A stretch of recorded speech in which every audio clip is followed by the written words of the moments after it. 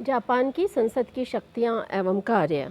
नमस्कार, मैं doctor Rupa Manglani, associate professor political science department में। हमारा आज का टॉपिक है जापान की संसद की शक्तियाँ और कार्य। तो जैसा कि हम जानते हैं कि जापान की संसद को डाइट कहा जाता है और राष्ट्रीय व्यवस्थापिका के रूप में डाइट को विधायी, प्रशासनिक, वित्तीय और न्यायिक सभी प्रकार की शक्तियाँ प्राप्त हैं। हम इन शक्तियों का अध्ययन करेंगे अलग अलग टॉपिक्स में। तो मूल रूप से जापान की संसद की जो शक्तियां हैं वो विधान निर्माण की शक्ति है, कार्यपालिका संबंधी शक्ति है, संविधान के संशोधन की शक्ति है, न्यायिक शक्ति है, डाइट एक सर्वोच्च राष्ट्रीय मंच है और अन्य शक्तियां हैं। तो अगर विधान निर्माण से संबंधित शक्तियां देखें तो संविधान के अनुच्छेद 41 के अनुसार डाइट राज्य की सत्ता का सर्वोच्च अंग और एकमात्र विधान निर्माण की संस्था है। इसे नवीन कानूनों के निर्माण और पहले से चले आ रहे कानूनों में संशोधन परिवर्तन की पूर्ण शक्ति प्राप्त है और ऐसा करने के लिए सम्राट की स्वीकृति की भी आवश्यकता नहीं है।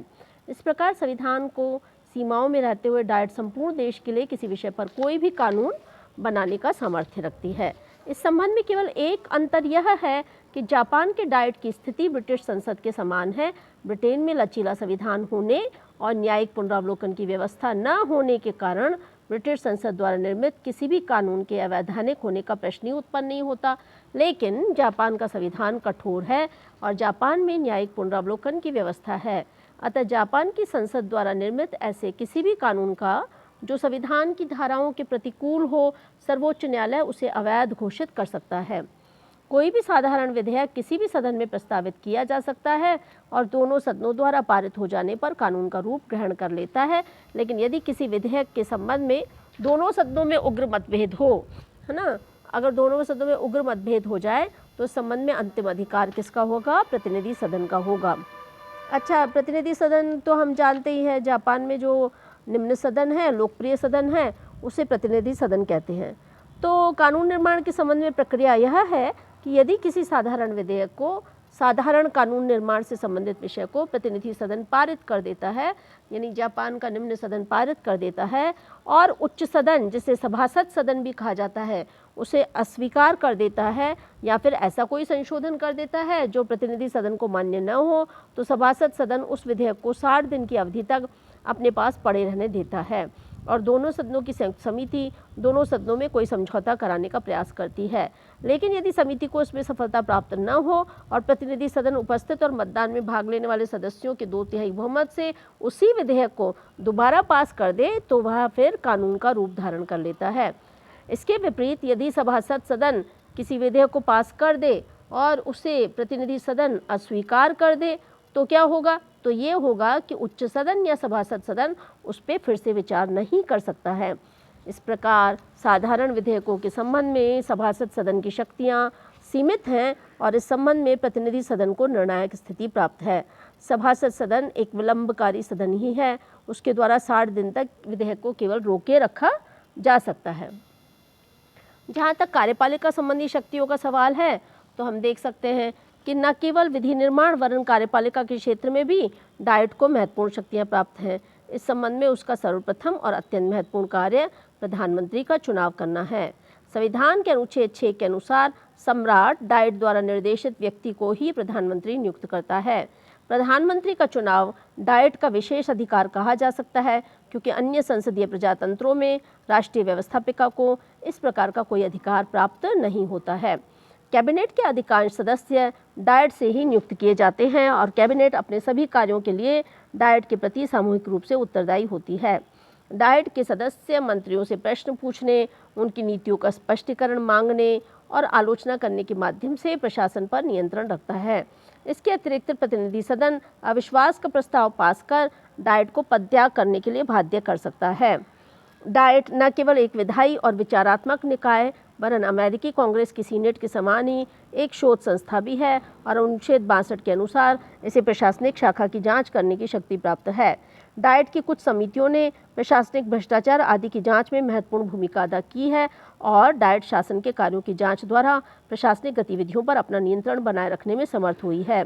इन सबके अतिरिक्त अनुच्छेद 73 के अनुसार कैबिनेट के लिए संधियों पर डाइट की स्वीकृति प्राप्त करना आवश्यक है और डाइट संधियों को स्वीकार या अस्वीकार करके वैदेशिक क्षेत्र में अपने प्रभाव का उपयोग कर सकती है।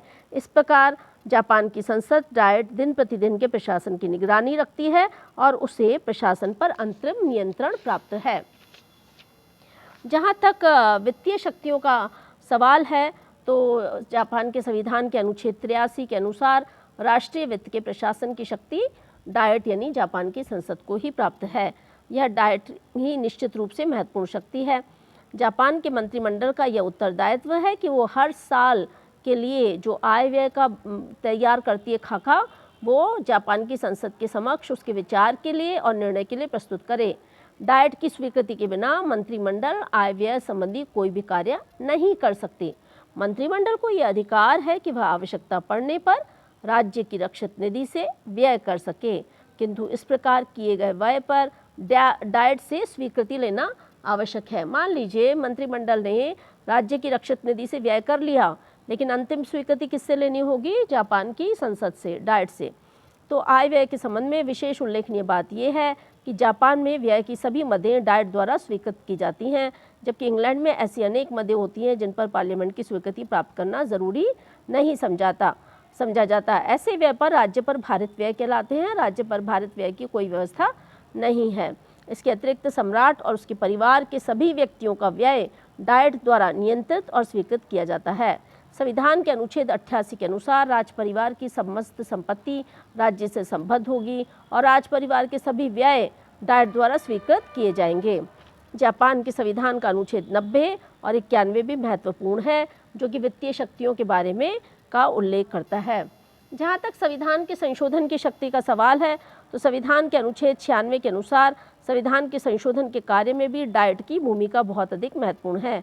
संविधान के संशोधन संबंधी कोई भी प्रस्ताव दोनों सदनों के 2/3 या उससे अधिक सदस्यों के मत से डाइट में भी प्रस्तुत किया जा सकता है। ऐसा प्रस्ताव बाद में जनता के समक्ष उसकी स्वीकृति के लिए भेजा जाता है। यदि उस प्रस्ताव को एक विशिष्ट निर्वाचन या लोक निर्णय में कुल मतदान करने वाले मतदाताओं के बहुमत का समर्थन प्राप्त हो जाए, तो सम्राट उस संशोधन को तुरंत ही संविधान का अभिन्न अंग घोषित कर लेता है। इस प्रकार संविधान में संशोधन संबंधी किसी भी प्रस्ताव को डाइट में ही प्रारंभ किया जा सकता है। तो ये संविधान की संशोधन शक्ति देखी। अब हम जापान की डाइट यानी जापान की संसद की न्यायिक शक्तियों को अगर देखें, तो न्याय के क्षेत्र में डाइट को महाभियोग की सुनवाई करने संबंधी महत्वपूर्ण शक्ति प्राप्त है। किसी भी न्यायाधीश पर महाभियोग, लापरवाही बरते, भ्रष्टाचार तथा न्यायालय की मर्यादा को हानि पहुंचाए, तो उस आचरण के आधार पर उस पर महाभियोग लगाया जा सकता है। तो अगर आपसे पूछा जाए कि जापान में न्यायाधीश के विरुद्ध महाभियोग किन किन कारणों से लगाया जा सकता है, तो उसका उत्तर होगा लापरवाही बरतने पर, भ्रष्टाचार करने पर, न्यायालय की मर्यादा को हानि पहुंचाने के आचरण के आधार पर लगाया जा सकता है। इस संबंध में संविधान का अनुच्छेद 64 द्वारा यह निर्धारित प्रक्रिया है कि किसी न्यायाधीश पर आरोप लगाने का काम एक दोषारोपण समिति कहती है। इस दोषारोपण समिति जो है वो क्या करेगी? न्यायाधीश पर आरोप लगाने का काम करेगी। अच्छा, दोषारोपण समिति में कौन कौन होता है? इसमें डाइट के दोनों सदनों यानी कि प्रतिनिधि सदन और सभासद सदन, दोनों ही सदनों के बराबर की संख्या में सदस्य होते हैं। और आरोपी की जांच कौन करेगा? आरोपी की जांच कौन करेगा? एक महाभियोग न्यायालय द्वारा किया जाएगा, जिसकी स्थापना डाइट द्वारा की जाती है और उसमें दोनों सदनों के सदस्य शामिल होते हैं। वर्तमान समय में महाभियोग न्यायालय में कुल कितने सदस्य हैं? 14 सदस्य हैं। कोई भी सदस्य एक ही समय में महाभियोग न्यायालय द्वारा दोषारोपण समिति का सदस्य नहीं हो सकता है। तो हमें ये ध्यान में रखना होगा कि दोषारोपण समिति के सदस्यों का कंपोजिशन क्या है। तो इसी तरह से मैं आपको बताना चाहती हूँ कि मूल्यांकन अगर हम करें जापान की संसद का, तो जापान की संसद एक सर्वोच्च राष्ट्रीय मंच है। डाइट के द्वारा सर्वोच्च राष्ट्रीय मंच के रूप में काम किया जाता है। एक विद्वान हुए हैं, उसका नाम है एड्रथ बर्क्स। तो एड्रथ बर्क्स क्या कहते हैं? वो कहते हैं कि डाइट का एक अत्यंत महत्वपूर्ण काम राष्ट्रीय मंच के रूप में काम करना है। इसमें जनता के प्रतिनिधि अपना विचार व्यक्त करते हैं और जनता को शासन तथा विरोधी दल के उद्देश्यों से प्रशिक्षित करते हैं। डाइट के वाद विवाद जापानी जनता की राजनीतिक शिक्षा का महत्वपूर्ण साधन है। जापान की संसद या डाइट जनता के असंतोष की अभिव्यक्ति और उसे दूर करने के साधन के रूप में भी काम करती है। डाइट में लोग जो है याचिका या पिटीशन रख सकते हैं। याचिका पर संबंधित सदन की समिति विचार करती है और यदि समिति उचित समझे तो सदन उस पर विचार करता है। सदन के द्वारा याचिका आवश्यक कार्यवाही हेतु कैबिनेट को भेजी जा सकती है। कैबिनेट इन याचिकाओं पर किए गए कार्य का प्रतिवेदन सदन को देती है। जापान के संसद के अगर हम अन्य शक्तियों को देखें तो डाइट को कुछ और भी अधिकार प्राप्त हैं। जैसे संविधान के अनुच्छेद 2 के अनुसार डाइट को राज्य शासन के उत्तराधिकार विषय कानून बनाने की भी शक्ति प्राप्त है। डाइट को निर्वाचन संबंधी भी कुछ शक्तियां प्राप्त हैं। प्रधानमंत्री का निर्वाचन करने के अतिरिक्त दोनों सदन कानून द्वारा अपने सदस्यों और उसके निर्वाचकों की योग्यताओं का भी निर्णय करते हैं, लेकिन इस संबंध में उनके द्वारा जाति, धर्म, लिंग, सामाजिक स्तर, पारिवारिक पृष्ठभूमि, शिक्षा, संपत्ति और आय के आधार पर किसी प्रकार का भेदभाव नहीं किया जा सकता। अपने सदस्यों की योग्यता संबंधी विवादों का निर्णय हर सदन खुद ही करेगा और उपस्थित सदस्यों के 2/3 या से अधिक बहुमत से प्रस्ताव पास करके किसी भी सदस्य को उसके स्थान से वंचित किया जा सकता है। अच्छा, इसके साथ ही निर्वाचक मंडल और मतदान की पद्धति आदि से संबंध रखने वाले अन्य मामलों का निर्धारण भी कैसे होगा? डाइट के द्वारा निर्मित कानूनों से होगा। इस प्रकार हम कह सकते हैं कि जापान की संसद या डाइट राज्य की शक्ति का सर्वोच्च अंग है और जापान की राजनीतिक व्यवस्था के अंतर्गत उसे लगभग वही स्थिति प्राप्त है जो ब्रिटेन की राजनीतिक व्यवस्था में ब्रिटिश संसद को प्राप्त है।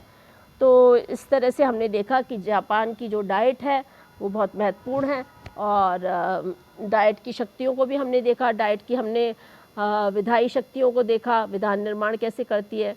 इसी तरह से डाइट की हमने वित्तीय शक्तियों को देखा कि किस तरह से डाइट की वित्तीय शक्तियाँ हैं। कार्यपालिका संबंधी शक्तियाँ देखा कि जापान की डाइट की कार्यपालिका संबंधी शक्ति कौन सी, अनुच्छेद 62 और अनुच्छेद 73 में भी इसका उल्लेख किया गया है, अनुच्छेद 6 में भी इसका उल्लेख किया गया है।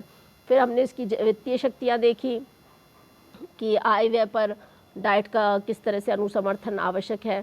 संविधान संशोधन की शक्ति देखी, जापान के संविधान के अनुच्छेद 96 में संशोधन से संबंधित शक्ति है वो देखा। न्यायिक शक्तियाँ देखी, जापान के संविधान के अनुच्छेद 64 में न्यायिक शक्तियों का विवेचन है वो देखा। फिर हमने ये देखा कि जापान की जो डाइट है वो राज्य की शक्ति का सर्वोच्च अंग है और जापान की राजनीतिक व्यवस्था में उसे वो स्थान प्राप्त है जो ब्रिटिश संसद को प्राप्त है। तो ये बहुत ही महत्वपूर्ण टॉपिक है, आप इससे प्रिपेयर करें। जापान की डाइट की शक्तियों को पूछा जाता है, इस टॉपिक को प्रिपेयर करें और इसमें कोई दिक्कत है तो जब हम मिलेंगे तो इस पर चर्चा करेंगे। All the best. अपना और अपने परिवार के स्वास्थ्य का ध्यान रखिए। शुभकामनाएं।